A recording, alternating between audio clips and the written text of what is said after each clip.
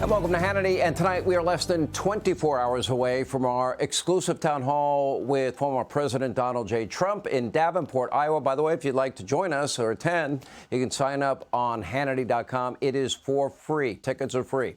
Anyway, in poll after poll, as of now, President Trump is now beating Joe Biden in a hypothetical rematch by a pretty significant margin at this point. Many polls showing it. One key reason for the numbers, well, Trump's actually willing and able to participate in a real town hall and passionately answer important questions of our time. Biden, meanwhile, he can barely answer 2 or 3 pre-selected questions without imploding. Now, sadly, the president's mental condition is likely going to get worse, not better. As it stands now, Joe is not doing well. Over the weekend, he looked really, really bad yet again. Despite a very light workload, the president still managed to struggle mightily. Take a look. The brothers Bound made it all seem effortless and almost magical. They described it as, quote, "We'll be walking down the street together and we'll simultaneously begin to sing the same song in the same key." God love you, Billy. I tell you, that's incredible. Before I travel from the Bronx to change and by the way, with other movies and movies she's earned a Golden Globe and a Primetime Emmy. That's me. Primetime Emmy.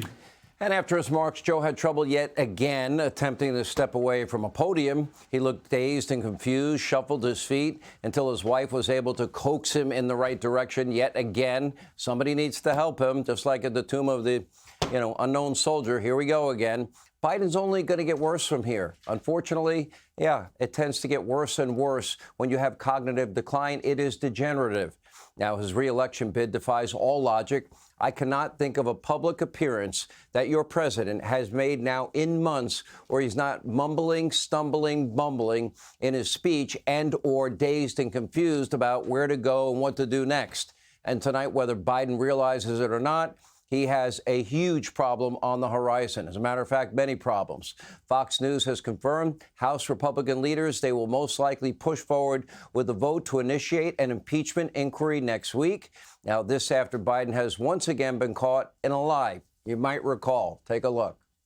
Mr. Vice President, how many times have you ever spoken to your son about his overseas business dealings? I've never spoken to my son about his overseas business dealings. I have never discussed with my son or my brother or anyone else anything having to do with their businesses, period.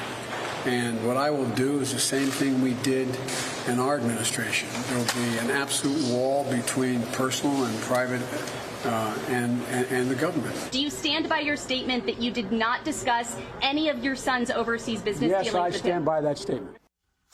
Now, according to newly unearthed bank records subpoenaed by the House Oversight Committee Chairman James Comer, not only did Joe Biden discuss his son's business ventures, but he also received direct payments from one of Hunter's corporations. Now, Hunter Biden's attorneys claim, their client was merely paying his father back for a truck that Hunter financed. But keep in mind that these 2018 payments were not made from Hunter's personal account. Instead, one of Hunter's many LLCs deposited the money into Joe's account, an account used to conduct business in China. So why did Hunter pay his father from a business account? And why did Joe lie about ever discussing foreign business deals with his son, his brother, or anybody for that matter? Now, last month, Comer revealed 2 very unusual checks to Joe Biden from his brother, also purporting to be loan repayments. Now, we've also long reported texts and emails from Hunter complaining about having to fork over half his income to Pops. Another email from Hunter's business partner discussing setting aside 10% for the big guy. Well, Tony Bobulinski told us who the big guy was. Another document revealing that Joe Biden used his son's Wells Fargo account to pay bills. And, of course, there are photographs and text messages and emails and eyewitness accounts detailing when Vice President Biden had his meetings, his phone calls, his letters, and even dinners, Cafe Milano, with Hunter's foreign partners. Now, these are not business leaders or Wall Street executives. Instead, Hunter and other Biden family members, they were raking in massive amounts of money, tens of millions of dollars, from sketchy oligarchs, well-connected foreign nationals in some of our country's biggest geopolitical foes like Russia, China, Ukraine, Romania, Kazakhstan, you name it, and other countries. Hunter Biden, who admittedly at the time was struggling with addiction, had no relevant experience at all with finance or in the gas, coal, and energy industry, getting paid millions for what?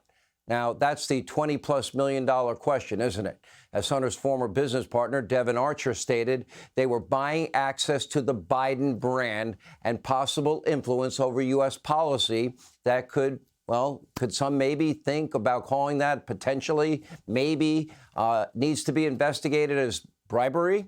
Let's look at Article 2, Section 4 of our Constitution.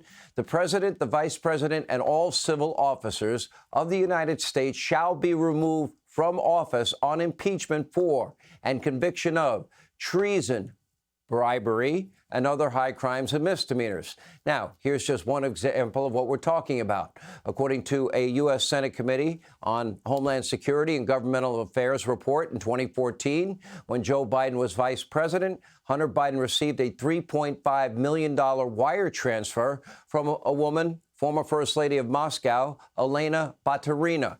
She's also a Russian oligarch. Her husband, was the mayor of Moscow. Baturina was known as, the First Lady of Moscow. By the way, she wasn't sanctioned with many other Russian oligarchs after the invasion of Ukraine. I'm sure just a coincidence.